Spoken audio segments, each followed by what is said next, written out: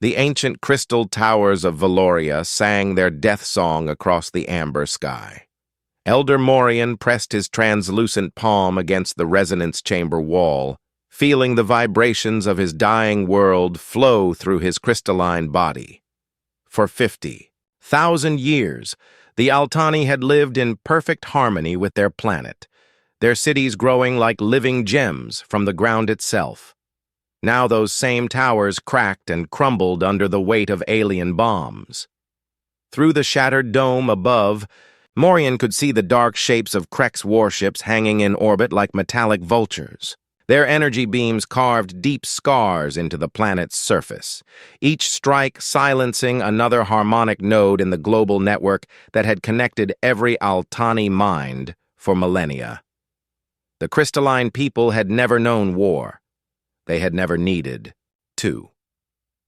Their world had been a paradise of gentle creatures and flowing music, where conflicts were resolved through shared consciousness and mutual understanding. The Kreks had changed everything in 3 days. "Elder, the northern colonies have gone silent," whispered Kira, her young voice creating ripples of blue light through her crystal form. "The resonance network shows only static where the singing cities once stood." Morian's inner light dimmed with sorrow. The Krek's empire had swept through their system like a plague, their massive ships appearing without warning through some unknown faster-than-light technology. No demands, no negotiations, just immediate and overwhelming violence against a people who had never raised a weapon in anger. "How many survivors in the deep shelters?" Morian asked, his harmonic voice barely above a whisper. "Perhaps 20,000 across all remaining settlements. The Krex machines are scanning for our resonance signatures. They seem to want us alive." Kira's crystal body flickered with fear patterns. "The captured ones. They are being taken to the ships. We can hear their terror songs until they pass beyond our range." Morian had lived through 20 generations of Altani, watching his people grow in wisdom and beauty. Their technology was based on harmony rather than force. Their cities powered by the natural resonance of crystal formations that sang with the planet's core. They had reached for the stars not with rockets and bombs, but with songs that could touch distant worlds through quantum harmonics. It was their greatest achievement, and now their greatest weakness. The Kreks had studied them, learned their frequencies, used their own harmonic networks against them. A new explosion shook the chamber, sending cracks spiderwebbing through the walls. Emergency lights flickered as power fluctuations disrupted the building's crystal matrix. Through the emergency communication array, Morian could hear the final broadcasts from the outer settlements, families being separated, children crying in frequencies that made the walls weep. Warriors of 100 different worlds serving the Krex Empire as they systematically dismantled civilization.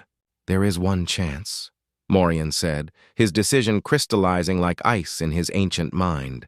"The deep resonance array beneath the polar temple. If we can reach it, we might be able to broadcast beyond this system." Kira's hope light flared. "To call for help from other worlds. But, Elder, we have never detected other sapient species in our explorations." "No," Morian agreed. "But our songs have touched the edges of something vast out there. Minds that think differently than us. Harder minds. Perhaps violent minds." The journey to the polar temple took them through the ruins of their civilization. Smoking craters marked where the singing gardens had grown. Twisted metal and melted crystal showed where the Kreks had landed their harvesting machines. Bodies of Altani lay scattered like broken jewels, their inner light forever extinguished. Some had been taken apart with surgical precision, their crystal organs removed for unknown purposes. The temple itself was half buried under debris, but its deep foundations had been carved from the planet's core millions of years ago.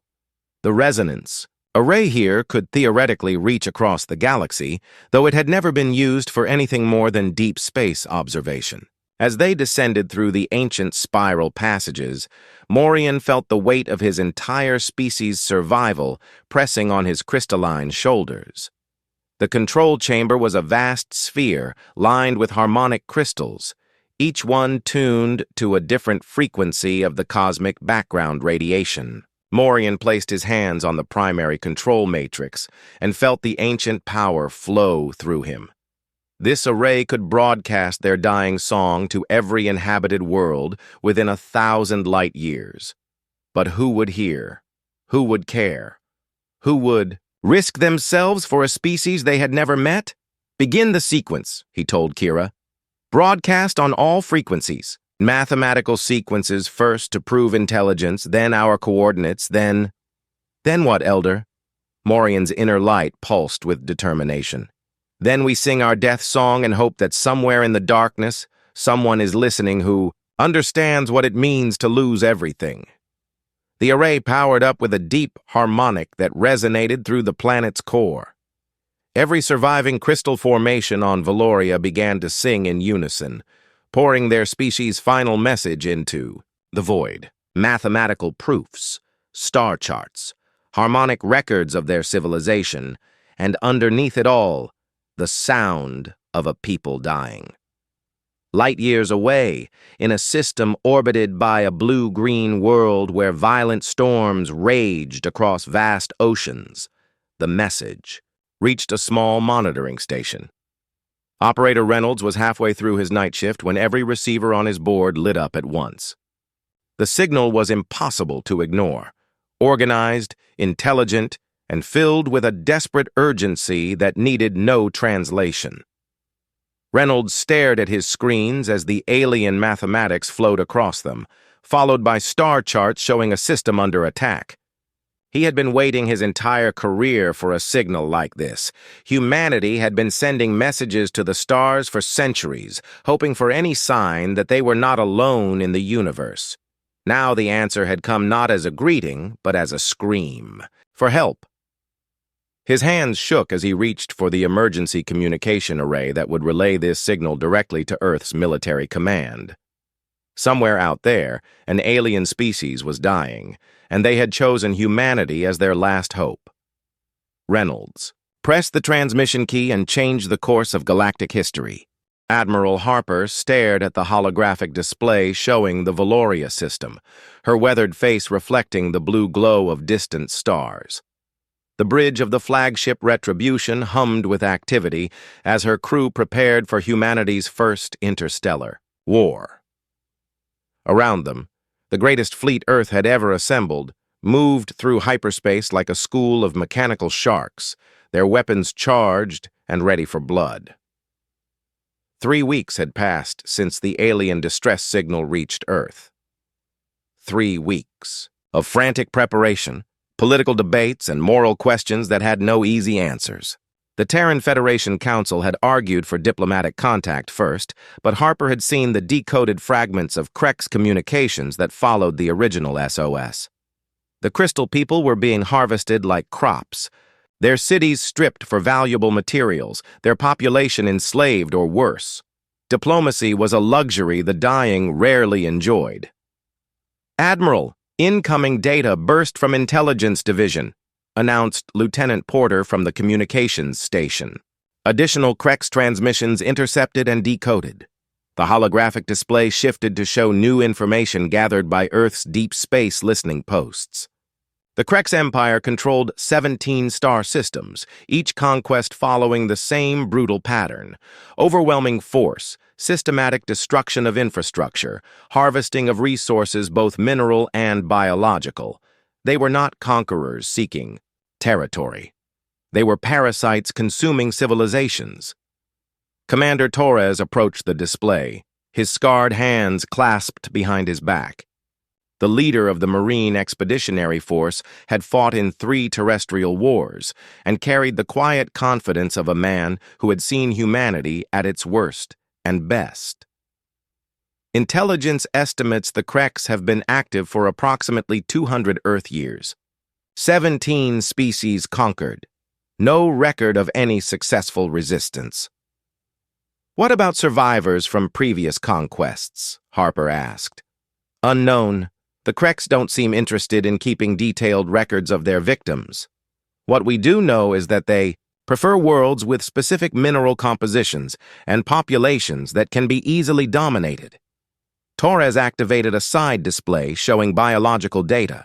Every species they've conquered shares similar traits: peaceful, technologically advanced but not militaristic, evolved in low-competition environments. Dr. Walsh joined them at the tactical display, her tablet showing xenobiological assessments. The pattern is clear, Admiral.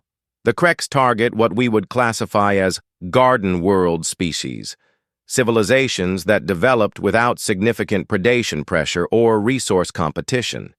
They've essentially found a niche hunting sheep. Harper nodded grimly. Until now. Brief me on our target species.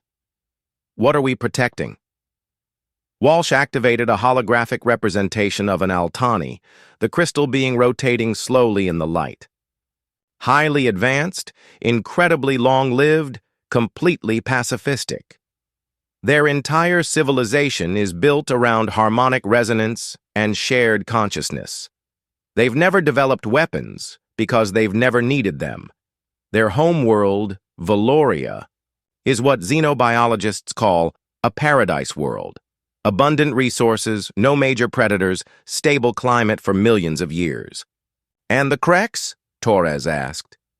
Standard predator species evolution, harsh homeworld, competition-based society, military technology developed through constant warfare. They're tough, organized, and ruthless, but they've never faced anything like us. Walsh paused, her expression growing serious. Admiral, I need to brief your command staff on something intelligence calls the Deathworld Doctrine.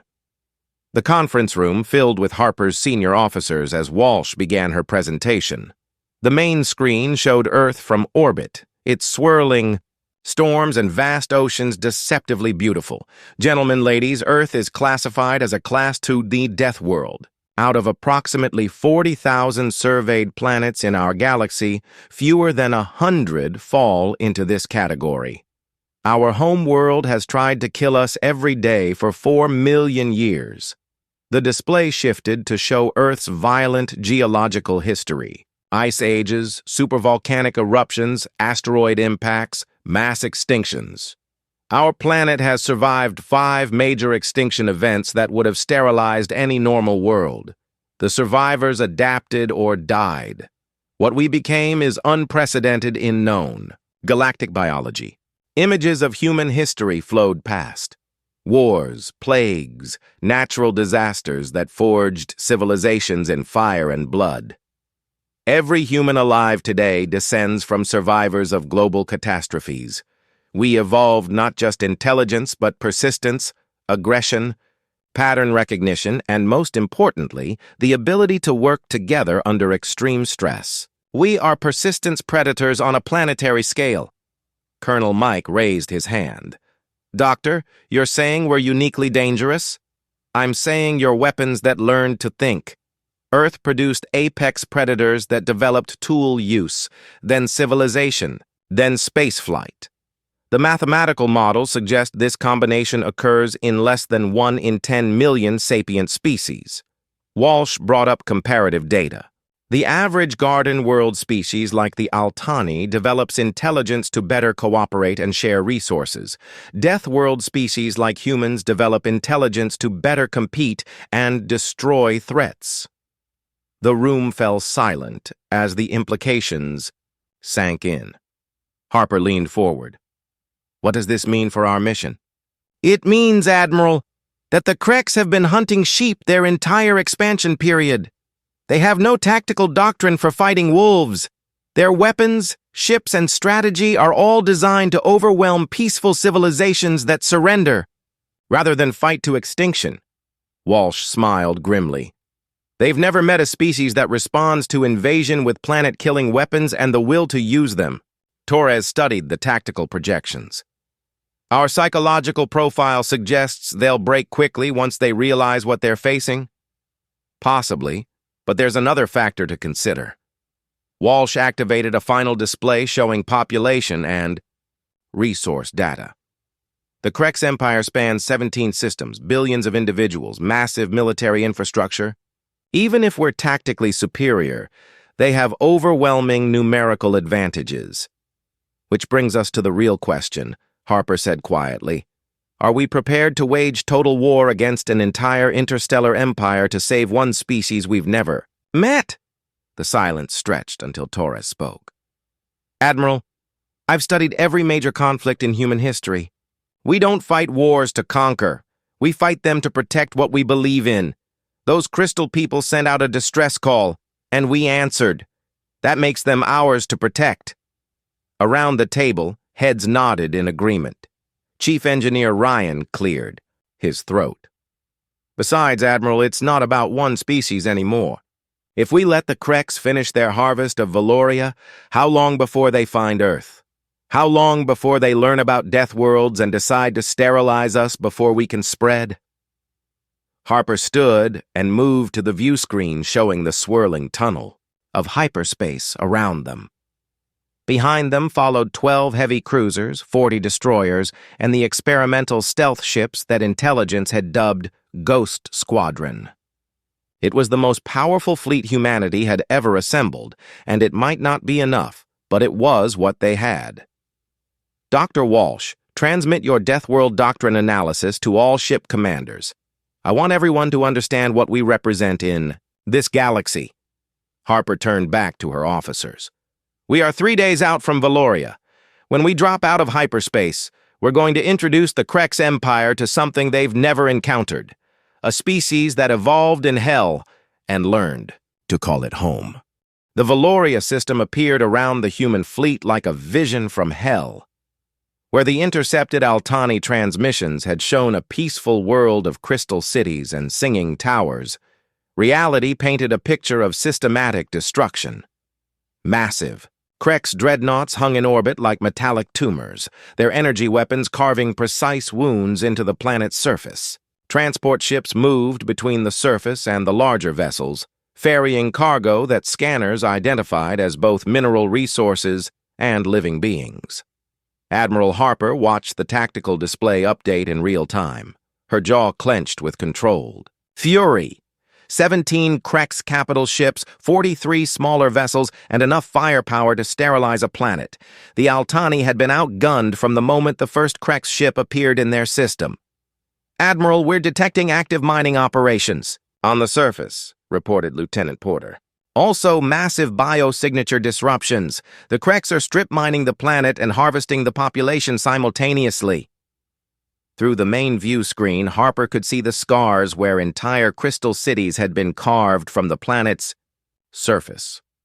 Smoke plumes marked where the Altani's harmonic towers had been toppled and broken down for their rare mineral components. It was efficient, systematic, and completely without regard for the lives being destroyed. Admiral, Commander Torres called from his position at the Marine Tactical Station, recommend immediate combat deployment. Every minute we delay, more civilians die. Harper nodded grimly.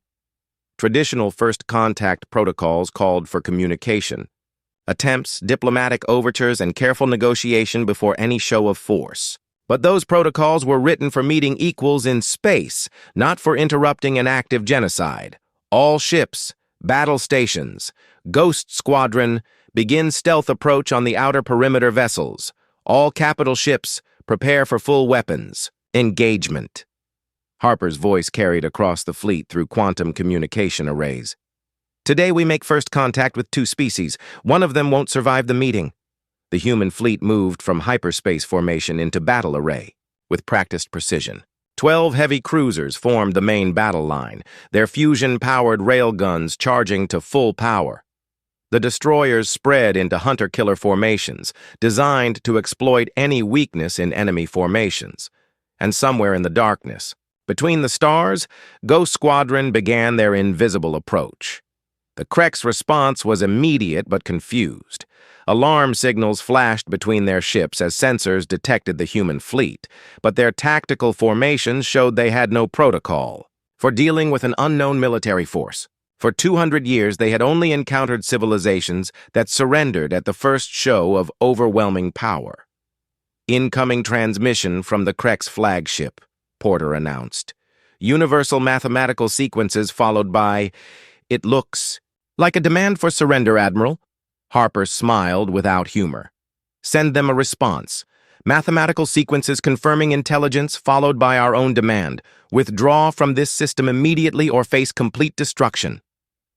The Krek's reply came 30 seconds later in the form of energy beams aimed at the human flagship. The shots fell short by several thousand kilometers, but the message was clear enough. All ships, weapons free. Show them what a Deathworld navy looks like. The opening salvo from the human fleet lit up space like a small sun. 36 fusion-powered railguns fired simultaneously, hurling projectiles at 3% of light speed directly into the Krek's formation. The alien shields, designed to deflect energy weapons and small debris, offered no protection against kinetic impactors moving at relativistic speeds. 3 Krek's capital ships simply ceased to exist, vaporized by the impact of tungsten penetrators that struck with the force of nuclear weapons. The remaining Krek's vessels scattered in all directions, their formations breaking apart as commanders realized they were facing something completely outside their experience. "Ghost Squadron reporting successful infiltration," came the voice of Squadron Leader Barnes over the comm. "We are among their transport vessels. Beginning attack runs now." The stealth ships materialized from nothingness in the middle of the Krek's fleet, their adaptive camouflage systems dropping to reveal torpedo tubes already firing. Human weapons technology, developed through centuries of submarine warfare and adapted for space, proved devastatingly effective. Krek's ships began exploding from within as guided torpedoes found their ammunition stores and reactor cores. "Admiral, enemy formation is collapsing," Torres reported with satisfaction. "They're trying to reform around their flagship, but our destroyers are cutting off their escape routes." Harper watched the battle unfold on the tactical display with grim professionalism. This wasn't a war between equals. It was an extermination. The Kreks had built their entire military doctrine around overwhelming peaceful species that would surrender rather than fight. Against an enemy that responded to aggression with superior violence, they had no answer. The battle for orbital space lasted 4 hours. When it ended, 47 Krek's vessels drifted as expanding clouds of debris, and 13 more had fled the system in whatever direction promised escape from the death that had materialized from empty space. The human fleet hung victorious over Valoria, their weapons cooling and their crews preparing for the next phase of the operation. "Commander Torres, begin ground assault preparations," Harper ordered. "Intelligence shows significant Krek's presence. On the surface. Extraction teams for surviving Altani civilians. Combat teams for anything that resists." The planetary assault began at dawn over the largest remaining Altani settlement. Human dropships descended through the atmosphere like falling stars, their heat shields glowing as they cut through air thick with smoke from burning crystal formations. Torres led the first wave personally, his Marines equipped with weapons and armor designed for the worst environments Earth could produce. The Krek's ground forces had fortified themselves around a partially dismantled Altani city, using the crystal structures as both defensive positions and processing centers for their harvesting operations. Their weapons were powerful, but designed for suppressing civilian populations rather than fighting dedicated military forces. The human attack came from 6 directions simultaneously. Marines who had trained in the urban ruins of Earth's war-torn cities moved through the crystal maze with lethal efficiency. Their weapons, developed through millennia of human conflict, found gaps in Krek's armor that had never been tested against determined resistance. "Krek's squad eliminated Section 7, reported Sergeant Mills over the comm. Found 12 Altani survivors in the holding cells. They're terrified, but alive." Torres coordinated the assault from his command position, overlooking the battlefield. Human tactics, honed by thousands of years of warfare against their own species, proved overwhelmingly effective against an enemy that had never faced truly determined resistance. Room by room, building by building, the Krek's positions fell. The final Krek stronghold was built around what had once been Valoria's primary harmonic temple. The crystal structure had been partially destroyed to access the rare minerals within, but enough remained to provide excellent defensive positions. Torres approached it personally, leading a squad of his best Marines through the rubble-strewn approaches. Inside the temple, they found the surviving Altani population of the region.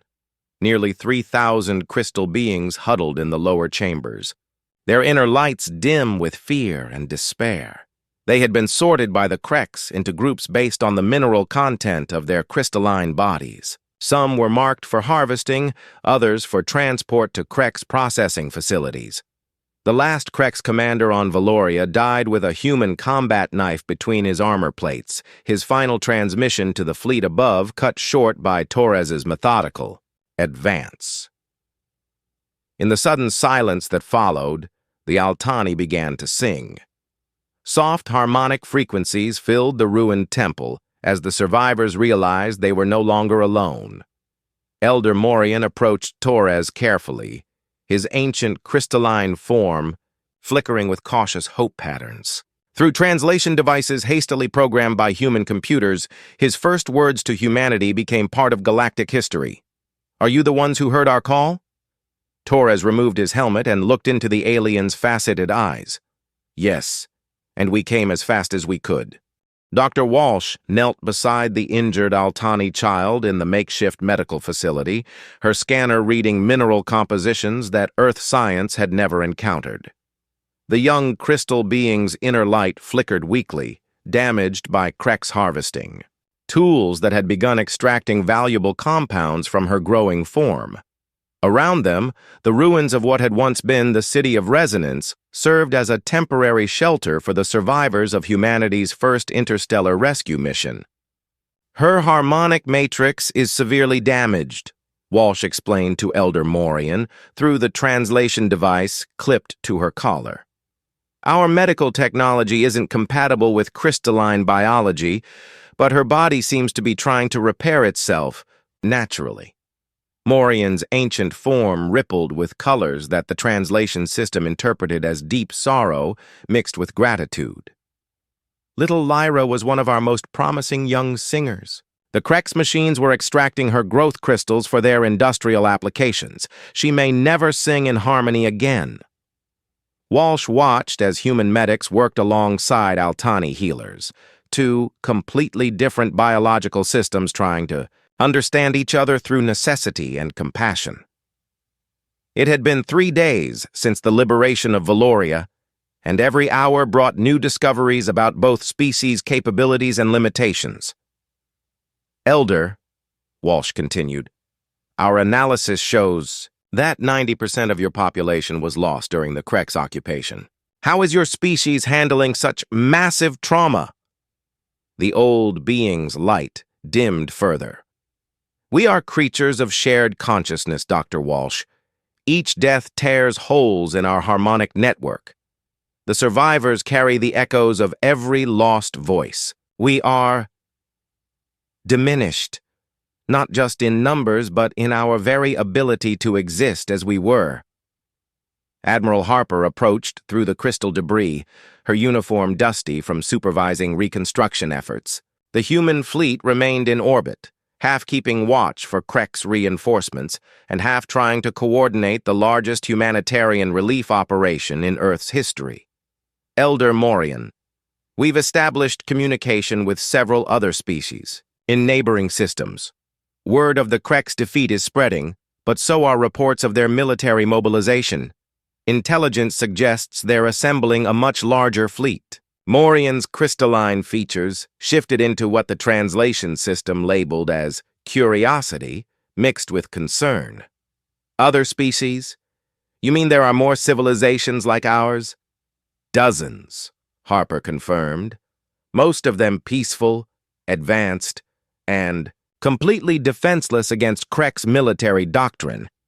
They've been living in fear of expansion for generations, too scattered and pacifistic to mount any coordinated resistance." The revelation struck Morian like a physical blow. His inner light flared with shock patterns as he processed the implications. All this time, we thought we were alone in the galaxy. The Krex knew of others and simply chose us first? Dr. Walsh nodded grimly. Your harmonic technology and crystal formations made you a particularly valuable target. But according to intercepted communications, you were scheduled to be just the first of many harvests in this region of space. Elder Morian moved slowly through the refugee camp, observing the interactions between his people and their rescuers. Human soldiers shared their rations with Altani families. Engineers worked alongside crystal singers to restore basic power to the emergency shelters. Children from both species played together in the universal language of curiosity and wonder. But underneath the cooperation, Morian sensed something that troubled his peaceful nature. The humans moved with constant alertness, their eyes scanning for threats that might not exist. Their weapons were never truly holstered. Even in their acts of kindness, there was an underlying readiness for violence that his people found both fascinating and disturbing. Dr. Walsh, Morian said, may I ask about your species' history? Your people seem to assume that peace requires the constant threat of war. Walsh paused in her examination of crystal formations, considering her words carefully. Elder, humanity evolved on what we call a death world. For millions of years, everything on our planet tried to kill us. Other predators, diseases, natural disasters, even other humans. We survived by becoming better at violence than anything else we encountered. But you also developed compassion, Morian observed. Your people risked everything to answer our distress call. That's the paradox of human nature, Walsh agreed. We're simultaneously the most violent and most protective species we know of. We'll fight to extinction to protect something we consider worth saving. The question is, what triggers our protective instincts? The conversation was interrupted by Commander Torres approaching with a tactical report. Admiral, long-range sensors are detecting massive fleet movements from Krex space. Looks like they're assembling a response force that will dwarf what we faced here. Harper studied the data pad with professional calm. Size estimates? Preliminary scans suggest at least 300 capital ships plus support vessels. They're mobilizing their entire regional fleet. Torres glanced at Elder Morian. Admiral, we need to discuss evacuation procedures for the Altani survivors. No, Morian said quietly, his harmonic voice creating ripples of determination through the translation system. We will not flee our homeworld again. Elder, with respect, our fleet can't fight those numbers, Harper said. We came to rescue your people, not to wage total war against an entire empire. Morian's ancient eyes met Harper's, and for a moment, the gulf between species seemed bridgeable through simple understanding. Admiral Harper, your people answered our call when we were dying. You came to a strange world, fought beings you had never seen, and risked your lives for people you knew nothing about. Why? Harper considered the question carefully. Because it was the right thing to do. Yes, Morian agreed. And now we must ask, what is the right thing to do next? Dr. Walsh activated her portable laboratory setup displaying holographic models of both human and Altani technology. There might be a third option. Elder, your harmonic technology operates on principles our scientists barely understand. Our weapon systems are the most advanced in known space. What if we combined them? The implications sparked immediate interest from both species' technical experts. Human engineers began examining crystal matrices, while Altani technicians studied human fusion reactors and quantum computers. The language barriers meant nothing to mathematics and physics. The Krex defeat us through overwhelming force, Morian mused. They defeat you through superior numbers. But together we might represent something entirely new, Harper finished. A fusion of Garden World technology and Death World tactics. Torres pulled up tactical projections. If we could enhance our weapons with crystal focusing arrays, improve our shields with harmonic resonance, maybe even develop new types of ship designs." "The Guardian Doctrine," Walsh said suddenly. "Not just humans protecting peaceful species, but peaceful species enhancing human capabilities, symbiosis instead of dependence." Elder Morian's inner light began to pulse with new patterns that the translation system couldn't interpret. When he spoke, his harmonic voice carried overtones of hope that needed no translation. "Dr. Walsh, how long would it take your people to learn our technology?" "How long would it take your people to learn ours?" she countered. The answer came not in words, but in the sound of Altani singers beginning to harmonize with human engineering equipment, their crystal voices somehow synchronizing with mechanical frequencies to create something neither species had achieved alone. In orbit above Valoria, the human fleet began receiving technical data that would revolutionize their understanding of physics, while Altani survivors gained access to manufacturing techniques that could rebuild their worlds stronger than before. The Krex response fleet was still weeks away, but when it arrived, it would find something unprecedented waiting. For it, two species that had chosen cooperation over conquest, protection over surrender, and evolution over extinction. The crystal gardens of new resonance stretched toward the amber sky of Valoria's outer moon, their harmonic frequencies blending with the steady hum of human construction equipment. Ambassador Clark walked through the growing settlement where two species were learning to build a future together, her diplomatic training struggling to keep pace with the reality of first contact. 6 months had passed since the liberation of Valoria, and the galaxy had changed in ways no one could have predicted.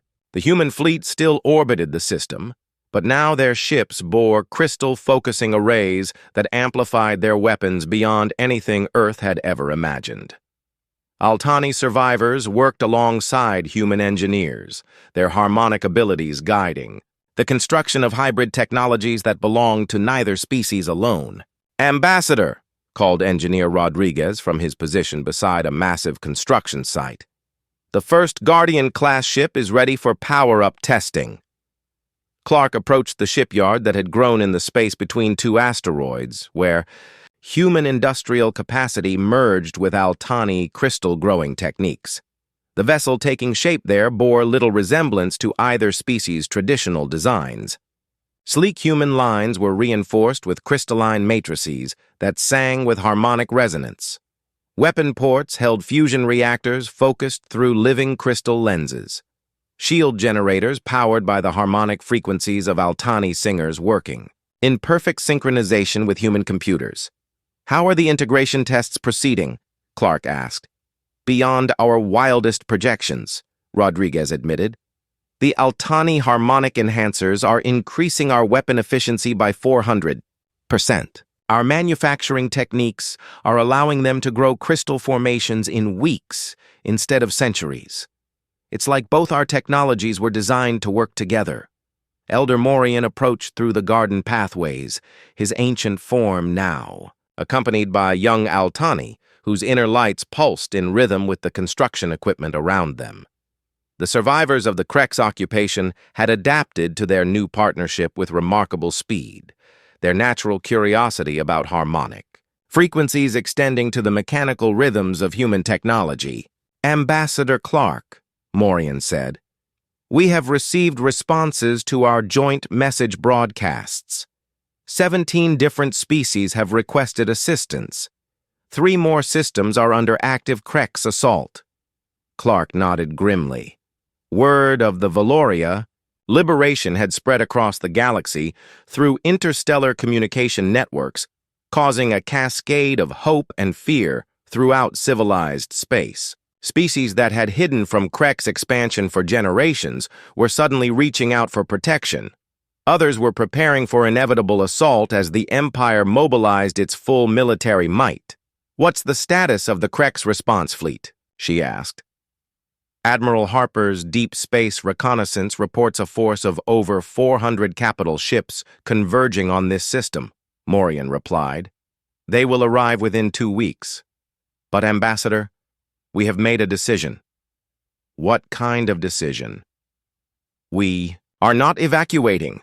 Valoria is our home, and we will stand with humanity to defend it. But more than that, we propose the Guardian Compact.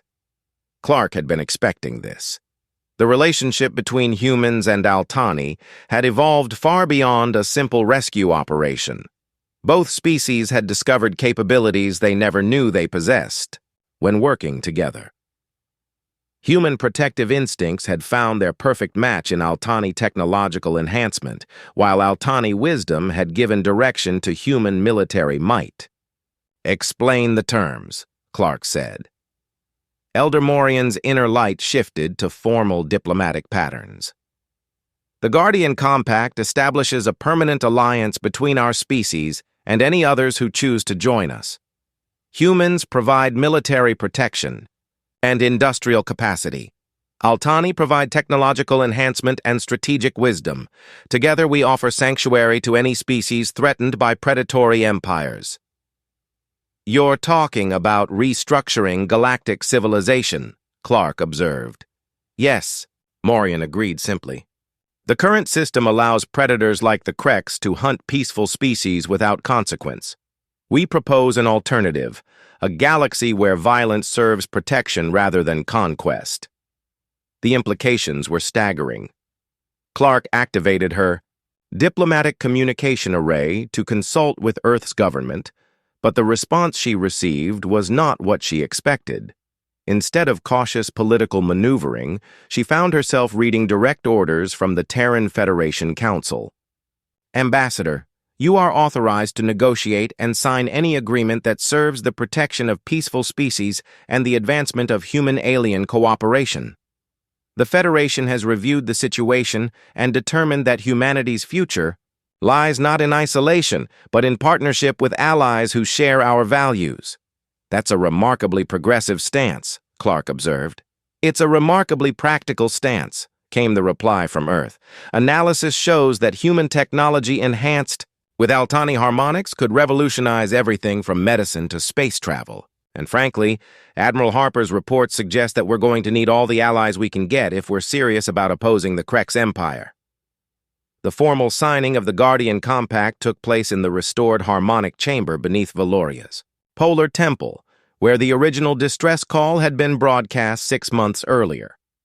Representatives from 12 species attended the ceremony, their diverse forms creating a rainbow of biological adaptation around the ancient crystal formations. "Ambassador." Clark stood beside Admiral Harper and Elder Morian as the terms were formally agreed upon. The compact established 3 fundamental principles: mutual defense against aggressive empires, shared technological development, and the protection of any species that requested sanctuary from predatory forces. The galaxy has operated under the principle that might makes right for too long, Clark announced to the assembled delegates. "Today we establish a new principle, that cooperation makes strength." The signing was interrupted by urgent communications from the orbital fleet. The Krex response force had arrived 2 days early, dropping out of hyperspace at the edge of the system in the largest military formation any species had ever assembled. 437 capital ships, over 1,000 support vessels, and enough firepower to crack planets. "Admiral Harper to Surface Command," came the transmission. "The Krex have brought everything they have. This isn't just retaliation for Valoria. They're trying to eliminate the human threat before it can spread." Through the chamber's observation dome, they could see the distant flashes of light as the opposing fleets maneuvered for position. The human ships, enhanced with Altani crystal technology, moved with unprecedented precision. Their weapons charged with harmonic focusing arrays that could punch through shields like paper. But they were still outnumbered 20-1. "Elder Morian," Harper's voice continued, "we could use those harmonic enhancers right about now." The ancient Altani moved to the chamber's primary resonance array, the same crystal formation that had broadcast their original cry for help. But this time, instead of a distress signal, they would broadcast something else entirely. All Altani, all surviving crystal singers, join the harmony, Morian commanded through the global communication network.